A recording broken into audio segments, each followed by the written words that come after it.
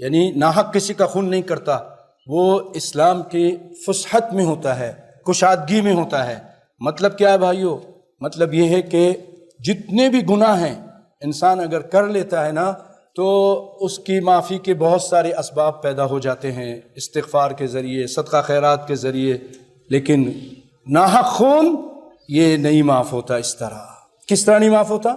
آپ سنیں گے حیران رہ جائیں گے، اور اگر آپ کے دل میں ایمان ہوگا کانپ جائیں گے، اور محمد صلی اللہ علیہ وسلم کی دین کی محبت ہوگی تو آگے پہنچائیں گے کہ جب ایک آدمی کسی کو قتل کرتا ہے تو اس مقتول کے 3 حقوق ہوتے ہیں۔ اس سے اندازہ کیجئے، پچھلے سے پچھلے جمعے ہم نے اس پر بیان کیا تھا، لیکن میں بہت مختصر اس کو بیان کرتا ہوں۔ اس چیز کو 3 حق ہوتے ہیں مقتول کے۔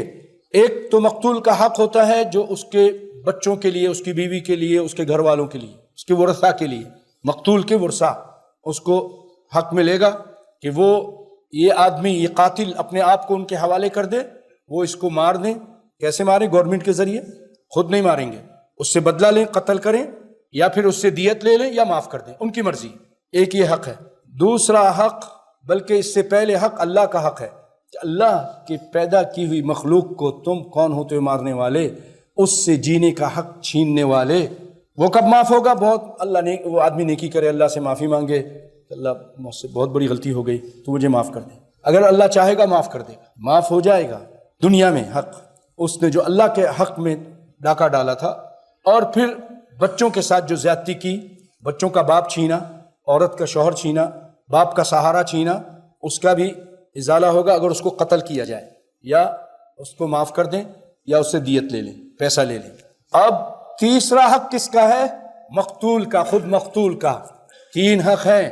دنیا میں اس کی گردن مار دی جائے تب بھی اللہ سے معافی مانگ لے تب بھی تیسرا حق باقی رہے گا۔ قیامت کا دن ہوگا، یہ مقتول آئے گا قاتل کے سر کو پکڑ کر اور کہے گا اللہ اس سے پوچھ، اس کی گردن سے خون بہہ رہا ہوگا، اس کی رگوں سے۔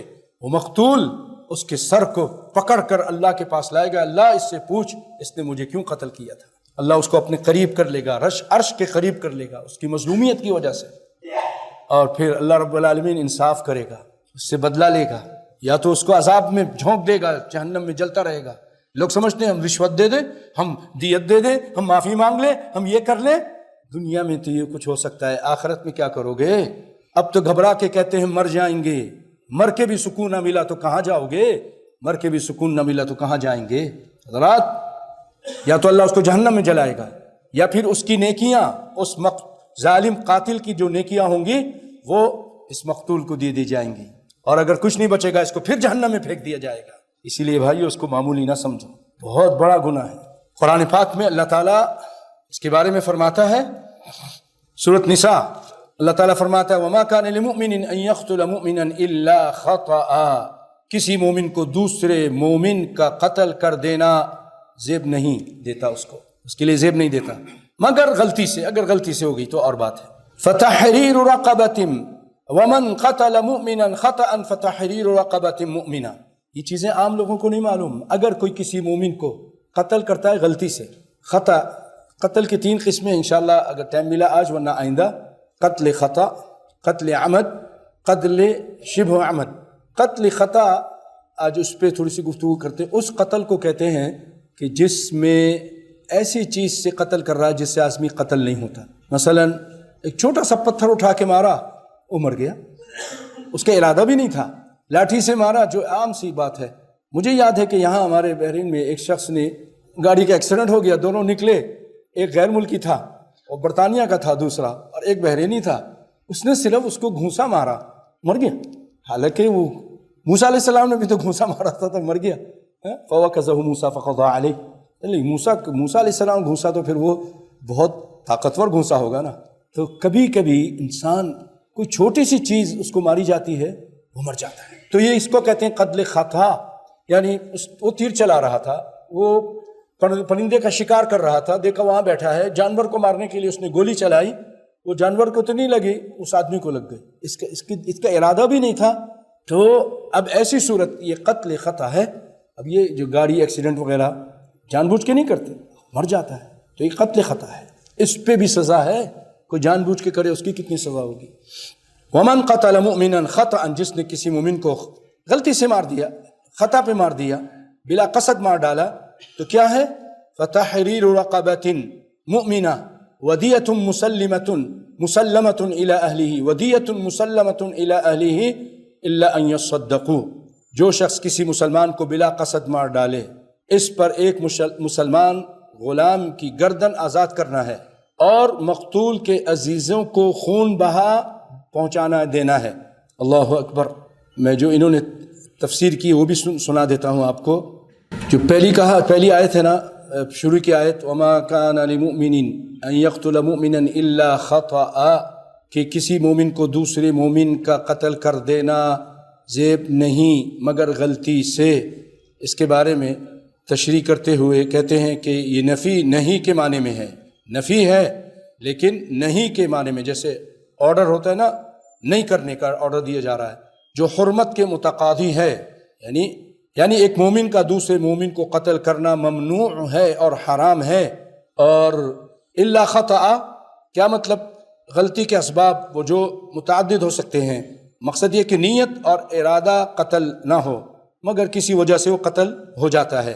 اور اس کے بعد فتحریر رقبۃ مؤمنۃ ودیۃ مسلمۃ الی اہلہ الا ان یصدقوا. تو جو شخص کسی مسلمان کو بلا قصد مار ڈالے، اس پر ایک مسلمان غلام کی گردن آزاد کرنا. اس قاتل کو چاہیے کہ ایک آدمی کو خرید کر کے غلام کو آزاد کرے اور مقتول کے عزیزوں کو خون بہا پہنچانا ہے. اس کی تشریح میں لکھتے ہیں یہ قتل خطا کا جرمانہ بیان کیا جا رہا ہے، جو دو چیزیں ہیں، ایک بطور کفارہ اور استغفار ہے، یعنی مسلمان غلام کی گردن آزاد کرنا، اور دوسری چیز بطور حق العباد ہے، وہ دیت، خون بہا دینا. ہم اس میں بھی ڈنڈی مارتے ہیں، نہیں دینے کی کوشش کرتے، جان چھڑاتے ہیں، رشوت دیتے ہیں، حالانکہ تمہارا اس میں فائدہ ہے. مقتول کے خون کے بدلے میں جو چیز مقتول کے وارثوں کو دی جائے وہ دیت ہے، اور دیت کی مقدار احادیث کے روح سے 100 اونٹ ہے، یا اس کی مساوی قیمت سونے چاندی یا کرنسی کی شکل میں ہوگی. 100 اونٹ. اور یہ وہ نظام ہے جو عربوں میں اسلام سے پہلے چل رہا تھا، اور آپ صلی اللہ علیہ وسلم نے اس کو باقی رکھا. 100 اونٹ کی دیت آج تک وہی چلی آ رہی ہے. خیال رہے کہ قتل عمد میں قصاص یہ دیت مغلظہ ہے، اور دیت مغلظہ کی مقدار 100 اونٹ ہے، جو عمر اور وصف کے لحاظ سے 3 قسم یا 3 معیار کے ہوں گے. ایک لمبی بحث اس کو چھوڑتا ہوں میں. الا ان یصدقوا، الا یہ کہ اس کے وارثین معاف کر دیں، بطور صدقہ کے معاف کر دیں. اس معاف کرنے کو صدقہ سے تعبیر کیا ہے اللہ تعالیٰ نے. اس میں کیا مقصد یہ ہے کہ اس معاف کرنے کی ترغیب دلائی ہے اسلام نے، معاف کر دیں. ومن عفا واصلح فاجرہ علی اللہ، جو معاف کر دیتا ہے اور صلح کر لیتا ہے اس کے اجر اللہ پر ہے. اور فرمایا فَإِن كَانَ مِن قَوْمٍ عَدُوٍّ لَكُمْ وَهُوَ مُؤْمِنٌ فَتَحْرِيرُ رَقَبَةٍ مُؤْمِنَةٍ. اور اگر مقتول تمہاری دشمن قوم کا ہو اور وہ ہو مسلمان، تو صرف ایک مومن غلام کی گردن آزاد کرنی لازمی ہے. یعنی اس صورت میں دیت نہیں دی جائے گی کیونکہ وہ کافروں کے درمیان رہ رہا ہے. اس کی وجہ بعض نے یہ بیان کی ہے کہ کیونکہ اس کے وارث حربی کافر ہیں، اس لیے مسلمان کی دیت لینے کے حقدار نہیں ہیں. یعنی وہ کافروں میں رہ رہا ہے، مسلمان ہے، وہ تو مسلمان ہو گیا، لیکن اس کے جو اولاد ہے، بیوی بچے وغیرہ، ماں باپ جو وہ کافر ہیں. کافر جو ہے مال کے اس سے اس کو ورثہ نہیں ملتا، دیت بھی نہیں ملے گی. اسی لیے اللہ تعالیٰ نے اس کیٹیگری میں بتایا کہ صرف کیا کرنا ہے، غلام کو آزاد کرنا ہے، اور اگر وہ دشمن قوم میں سے ہے اور خود مسلمان تھا فتحریر رقبۃ مؤمنہ، اور اس کی دیت نہیں، کیونکہ دیت لینے والے کافر ہیں تو ان کو کیوں دیت دی جائے گی. ایک تو یہ وجہ بیان کی ہے. بعض نے یہ وجہ بیان کی کہ اس مسلمان نے اسلام قبول کرنے کے بعد ہجرت نہیں کی. تم مسلمان ہو گئے تھے، کافر ملکوں سے تم کو ہجرت کرنی چاہیے تھی، تم نے ہجرت نہیں کی. اس وقت بڑی تاکید تھی جو لوگ مکے میں تھے، اس کوتاہی کی وجہ سے اس کی خون کی حرمت کم ہو جاتی ہے. فتح القدیر، جب اس کو اس کی دیت نہیں دی جائے گی. کیوں آ رہا کافروں کے درمیان؟ یہ بھائیو اس کو بھی خیال رکھنا، کافروں کے درمیان رہنے سے آپ صلی اللہ علیہ وسلم نے منع کیا ہے. آپ نے فرمایا انا بریء ممن یسکن بین ظہرانی الکفر، جو کافروں کے درمیان رہتا ہے میں اس سے بری ہوں، اور جو خود جا رہا یہاں سے ویزا لے کر، پیسہ دے کر، لاٹری بنا کر، ہاں میں جا رہا ہوں کینیڈا، میں جا رہا ہوں امریکہ، میں جا رہا ہوں لندن، وہاں رہتا ہے، وہ سوچیں تیسری چوتھی نسل لوگ بتا رہے ہیں جو گئے ہیں آج کافر ہو چکی ہیں، ان میں کوئی مسلمان نہیں ہے۔ پہلی نسل میں کیا ہوتا ہے، جب لمبی نہیں بات کرتا ہوں میں، کہ بیٹی آکسفورڈ میں پڑھتی ہے تو وہاں بیٹا بھی کسی اور کا پڑھتا ہے، وہ سکھ کا بھی ہو سکتا ہے، وہ ہندو کا بھی ہو سکتا ہے، عیسائی کا، یہودی کا، پھر یہ دونوں بوائے اور گرل فرینڈ آپس میں ہوتے ہیں اور کہتے ہیں میں تو اس سے شادی کرنی ہے۔ ہماری مسلمان بیٹی کس سے شادی کر رہی ہے؟ ہندو سے، سکھ سے، عیسائی سے، یہودی سے۔ آپ منع نہیں کر سکتے، آپ منع کرو گے آپ جیل میں۔ پھر بچے آپ کی بیٹی سے کس کے بچے پیدا ہوں گے؟ یہودیوں کے، کافروں کے۔ کون جواب دے گا؟ اس روٹی کے لیے وہاں بھاگ کے جاتے ہو؟ چھوڑ دو، یہاں پتھر کے اوپر لیٹ جاؤ، سوکھی روٹی کھا لو، لیکن اپنا ایمان بچاؤ، اپنے بچوں کا ایمان بچاؤ، نسلوں کا ایمان بچاؤ۔ نسلیں تباہ ہو رہی ہیں، لیکن جو لوگ وہیں پیدا ہوئے ہیں وہ معذور ہیں۔ جو لوگ وہیں پیدا ہوئے ہیں کوشش یہ کرنی چاہیے ان کو بھی ہجرت کریں، لیکن اب نہیں کر سکتے تو کہاں جائیں؟ تو وہیں رہیں، لیکن کوشش کریں کہ جہاں مسلمان زیادہ رہتے ہیں وہاں رہیں۔ آپ سوچیں گے یار ہم انڈیا والے کہاں جائیں؟ آپ نہیں، آپ وہیں رہیں گے، لیکن کوشش کریں جہاں مسلمان زیادہ تعداد میں ہیں تاکہ آپ کی وہاں حفاظت اچھی طرح ہو سکے۔ بھائی بھائی سب ہے نا، مل کے رہیں گے تو کوئی کسی کی ضرورت نہیں ہوگی آپ کی طرف آنکھ اٹھا کے دیکھنے کی بھی انشاءاللہ العزیز، اور اپنے جو شعائر اسلام ہے اس پہ عمل کر سکیں گے۔ اسی طرح جو انگلینڈ میں، امریکہ میں پیدا ہوئے ہیں وہ بھی کوشش کریں کہ وہیں رہیں، اور اگر وہ لوگ کہیں ہجرت کر کے جانا چاہیں مسلمان ملک میں کہیں تو بہت اچھی بات ہے، لیکن اگر نہیں، عبدالعزیز بن باز کا فتویٰ بھی یہی ہے کہ ہجرت کر لیں، اگر نہیں کر سکتے ہیں تو وہیں رہیں، لیکن دین اسلام کی پابندی کریں اور مسلمانوں کی بستی میں رہیں، مسلمانوں کی بستی میں رہیں۔ تو یہ تھا بھائیوں کہ اس کے اس ہجرت نہ کرنے کی وجہ سے اس کی دیت، اللہ تعالیٰ کہتے ہیں اس کی دیت نہیں ہے۔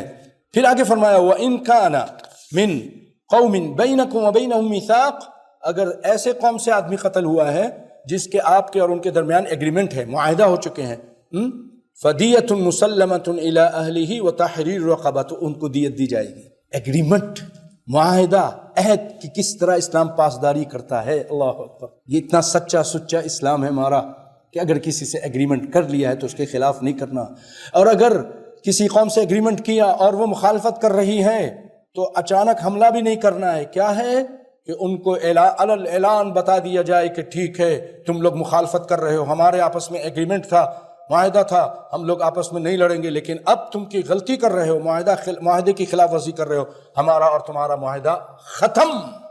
ان کو اعلاناً بتا دیں، پھر اس کے بعد آپ حملہ کر سکتے ہیں، لیکن بتائے بغیر اسلام اس کی اجازت نہیں دیتا۔ کرنے والا، حملہ کرنے والا گناہ گار ہوگا۔ اللہ اکبر، اللہ اکبر۔ اس کی تشریح میں یہ تیسری صورت ہے، اس میں بھی وہی کفارہ اور دیت جو پہلی صورت میں ہے۔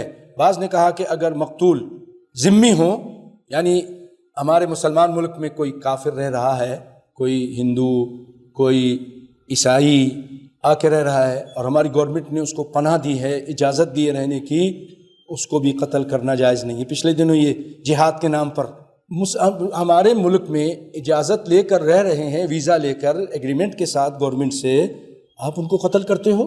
اور ایک آدمی اگر کسی بازار میں کسی بلڈنگ میں مارتے ہو، ایک مرتے ہیں، اس کے ساتھ 10 مسلمان مرتے تھے، بم مارتے تھے جب یہ لوگ، یہ ایسے جاہل تھے، 10 آدمی اس کے ساتھ 20 آدمی الگ مار دیتے تھے، اس کو مارنا بھی گناہ، اس کے ساتھ مسلمانوں کو جو مارتے تھے وہ بھی غلطی کرتے تھے۔ تو اگر کوئی ذمی ہے اس کی دیت مسلمان کی دیت سے نصف ہوگی۔ یہ اسلام اہل ایمان کی عزت ہے کہ کافر اگر ذمی ہے تو اس کی دیت نصف ہوگی، کیونکہ حدیث میں کافر کی دیت مسلمان کی دیت سے نصف بیان کی گئی ہے۔ لیکن زیادہ صحیح بات یہی معلوم ہوتی ہے کہ اس تیسری صورت میں بھی مقتول مسلمانی کا حکم بیان کیا جا رہا ہے کہ اگر کسی مسلمان کو قتل کرے، ضمن یہ بات کر دی ہے، ورنہ تیسری صورت میں بھی کہ اگر قتل کر دیا ہے اور جس سے ایگریمنٹ ہے تو پھر کیا کرنا ہے کہ اس کو دیت بھی دینی ہے اور ایک غلام بھی آزاد کرنا ہے۔ پھر آگے اللہ کیا فرمایا، فَمَن لَمْ يَجِدْ فَصِيَامُ شَهْرَيْنِ مُتَتَابِعَيْنِ، اور اگر جو نہ پائے، یعنی اس کے پاس غلام کی طاقت نہیں ہے، یا آج جیسے غلام ہے ہی نہیں، ہم کہاں سے لائیں غلام، غلامی کا دور ختم ہو گیا الحمدللہ، تو جو نہ پائے اس کے ذمے 2 مہینے کے لگاتار روزے ہیں، 2 مہینے لگاتار روزہ رکھنا پڑے گا۔ قتل خطا جان بوجھ کے نہیں کی تھی، آپ سوچیں جو جان بوجھ کے کر رہا اس کا کتنا بڑا گناہ ہوگا۔ دیت بھی دے گا اور 2 مہینے تک اگر گردن نہیں آزاد کر سکتا ہے 2 مہینے تک روزہ رکھے گا. اور اگر کسی کے پاس روزہ رکھ رہا ہے لیکن 2 مہینے کے روزے میں بیچ میں اگر گیپ آ جاتا ہے پھر دوبارہ رکھنا پڑے گا, شروع سے رکھنا پڑے گا. اس کی بھی سن لیتے ہیں کہ فَمَن لَّمْ يَجِدْ فَصِيَامُ شَهْرَيْنِ مُتَتَابِعَيْنِ, لگاتار روزہ رکھے گا. یہ 2 مہینے لگاتار رکھے. اگر گردن آزاد کرنے کی استطاعت نہ ہو تو پہلی صورت اور اس کی آخری صورت میں دیت کے ساتھ مسلسل لگاتار بغیر ناغہ کے 2 مہینے کے روزے ہیں. اگر درمیان میں ناغہ ہو گیا تو نئے سرے سے روزے رکھنے کی روزہ رکھنا ضروری ہوگا.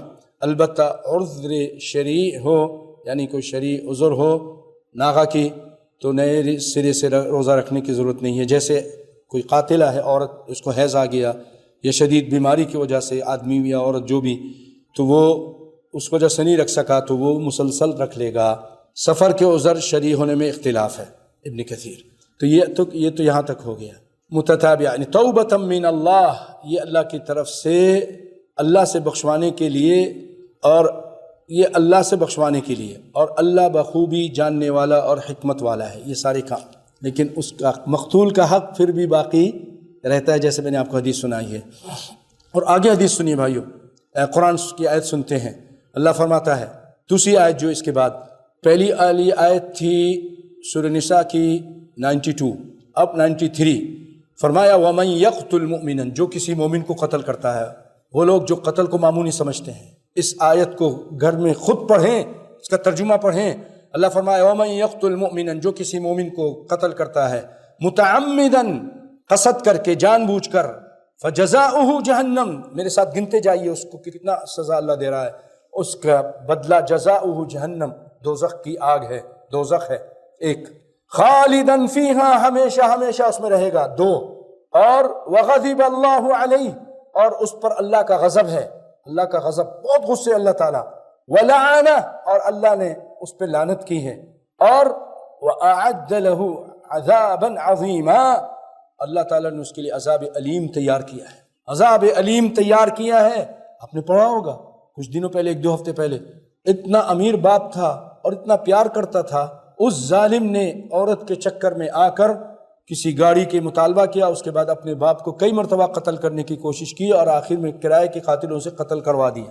لیکن کتنا بھی شاطر ہو قاتل, پکڑا جاتا ہے. کرائے کے قاتل جا گیا, وضو اس سے وکیل سے پوچھ رہا ہے کہ اگر ایسا ہو جائے, کوئی بیٹا ایسا کر دے تو پولیس والا وہاں بھی تھا وہ وکیل کے پاس, اس نے سن لیا, جا کے بتا دیا, پکڑا گیا. انڈیا میں جو ہوا, اس شیطان نے اس ڈاکٹرنی کے ساتھ جو کچھ بھی کیا, کتنے شیطان لوگوں نے کیا, ظالم لوگوں نے کیا, اس کے جو ہیڈ فون ہوتا ہے نا, وہ ادھر گر گیا. پولیس والوں نے وہ دیکھ لیا, وہ اٹھا لیا, کوئی نشانی نہیں چھوڑی تھی. دیکھا کہ ایک آدمی اس کے پاس ہیڈ فون ہے, اس کو وہ نہیں ہے جو کان میں لگاتا, اس کے ساتھ میچ کیے تو میچ ہو رہا ہے, پکڑا گیا.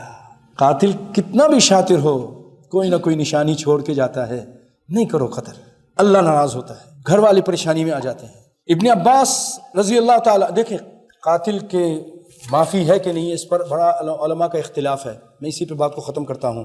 ابن عباس رضی اللہ تعالیٰ عنہ اس کے بارے میں جب یہ آیتیں بیان کر کے تاکہ لوگوں کو ڈرائیں اور اس فعل سے روکیں, اس فعل بد سے اور شنی سے اور ظالمانہ کام سے روکنے کے لیے, انہوں نے کہا اس کے لیے بخشش کہاں سے ہوگی. یہ تو 5 چیزیں اللہ بیان کر رہا ہے, 5 چیزیں. لیکن بہت سارے علماء اس طرف گئے ہیں کہ اللہ تعالیٰ فرماتا ہے ان اللہ لا یغفر ان یشرک بہ ویغفر ما دون ذلک لمن یشاء. اللہ تعالیٰ مشرک جو اس کے ساتھ شرک کرتا ہے اس کو نہیں معاف کرے گا. اس سے کم تر جتنے بھی شرک سے نیچے ہیں وہ سب اس سے کم ہیں. زنا ہو, قتل ہو, چوری ہو, ڈاکہ ہو, سب اس سے کم ہے.